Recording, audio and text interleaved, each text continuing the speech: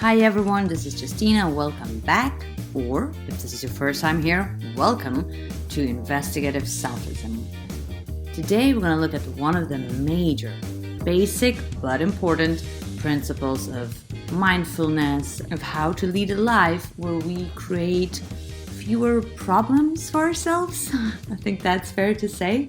And that concept is the respond versus react. Respond versus react dilemma, respond versus react framework, however you want to phrase it really. What is that? Why is it important to talk about it? Well, what it is, it's kind of like a tip or a tool for you to have, and you can use it when you think about it every day, in every interaction, at home, at work, when the interaction is stressful, when the interaction is pleasant, but especially when it's not going well. I think this is when we really need to use it. Once again, not to create too many problems for ourselves.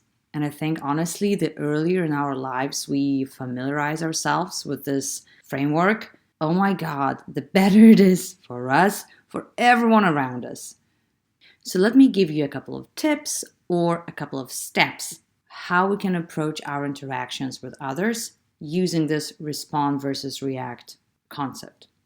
So the very first step, like in many things in life and in the topics that I've been covering in my previous episodes, is it's a certain understanding or it's something for you to admit, and then we go from here. So in this case, what we have to admit to ourselves is that when someone says something to us, what we say back, like our language itself, how we react or respond to that person, is not automatic. It is not automatic. Certain emotions that might come up in our nervous system, yeah, those are automatic. Like sometimes someone says something and you start shaking. Like that's a physiological, even when you think about a reaction to someone's words. So that's something that I think is very difficult to control. I'm sure that, of course, if you're like a Buddhist monk, you've been meditating somewhere for decades, remotely, you're probably likely not to be affected by certain words, certain actions that much, but this is some extreme practice. And oh my goodness, if you have that practice, if you're on that path, like, please continue. This is amazing. But what I wanted to share with you now is a little bit more accessible. It's still not easy. The practice is quite hard, but it's achievable, it's attainable. It's something we can start implementing every day. But so the first step is to say that, yeah, how I respond to something is my choice, so I have to take responsibility. If you've ever heard someone say, well, that's just the way I am, okay? Okay, if you ever heard that, talking about automatic reactions and emotions, for me, that is just frustration, that's anger. I'm like, no, we are conscious human beings. We choose how to respond. Do people have the power to annoy us, to push our buttons, sometimes to an extent that we don't want to admit that that's possible? Yes, of course. But our response is still a choice. And without admitting that to ourselves, I'm sorry, I don't think we can go anywhere. So this is the first step. Sometimes maybe the hardest, but it's definitely the very first one. And now a couple of tips. So when you hear something that is frustrating, annoying, that angers you, and I'm about to explode, but I don't. What I mean by that is I very rarely do, really. So what are the seemingly simple, but actually quite hard, but also effective, so in the end, good steps to take, advice to follow? Well, one, we know from science that just breathing more deeply, right? Yes, I did just breathe into my microphone to show you what breathing sounds like. Now you know. Just taking deep breaths, that in itself calms our nervous system down. So yeah, if you feel like you're about to explode, just do that. It's always accessible to you, right? Your breath. And it's easy to forget, but we have to trust the science. This is how our bodies work. Deep breaths affect the parasympathetic nervous system, the nervous system in general. So this is a physical thing you can do. And then what to think about and what to do. Well, one thing that helps, and it's a skill in itself, it's not easy at all, deep listening. When in the first place, we're listening not with an intent to respond, but we're actually interested in what the person has to say. And more importantly, we try to understand, we try to decode what's the pain, what's the fear, what's the insecurity. Well, I guess insecurity is still fear in the end, but anyways, what's the frustration? Ideally, what's the need behind what the person is saying? And can we acknowledge that empathetically? Right? So someone says, you didn't do this, you failed here, this went wrong. For you to acknowledge that the person is disappointed and this is not the situation anyone probably expected to be in, right? Just sort of to acknowledge that, yes, I can see how that can be disappointing. I can see how this is a frustrating situation. Sorry to hear that. Obviously, the point here is not for me to give you a specific script, but to help you think of ways how you can approach it. So this was just one of the examples. But so deep listening, what's behind the words that can be sometimes really mean, right?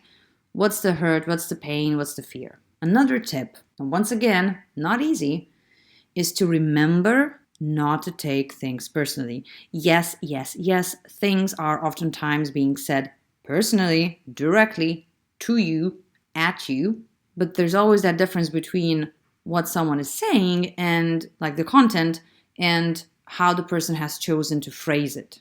What's the tone? Is the person shaming you? Is the person blaming you? Is someone being passive aggressive, right? These are all choices of that other person, how he or she has chosen to phrase everything. And you probably know this saying, but I think it's so true and it's so good to remember those situations that what A says about B says more about A than it says about B. You know, we've probably all been in those situations when, for example, maybe you did something wrong. Actually, yes, you did something wrong. And you know that. Who knows, maybe you're even ready to admit that. But then, how someone phrases that, how someone says that, sometimes maybe someone's being just really harsh, like objectively, unnecessarily harsh and mean. And you think, you know what? Yeah, I know I did something wrong, but I don't deserve this. This is not just. This is not fair. This is way too harsh. And then you have to remember what A says about B says more about A than what it says about B. So on one hand, yes, don't be an idiot. Of course, understand what the person is saying and how it relates to you. But the very how the person is saying that, you can learn, you can put conscious effort to analyze it, to assess it. I don't think that's a good counter-argument to use for any potential criticism, especially a constructive one. It's just good to remember that, once again, you are not A in this situation. But then, the last point I wanted to make, if you are not A in that situation and you are B, as B, how do you want to show up in this situation?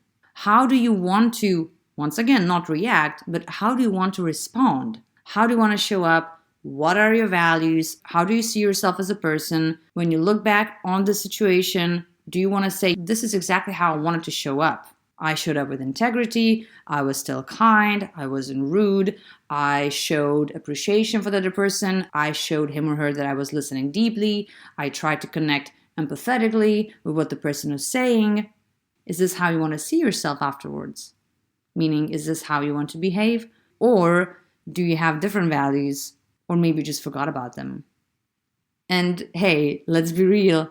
We don't always do that. Have I had conversations that I would look back to and say, oh man, I did not show up as that highest version of me. It was really far away from that version.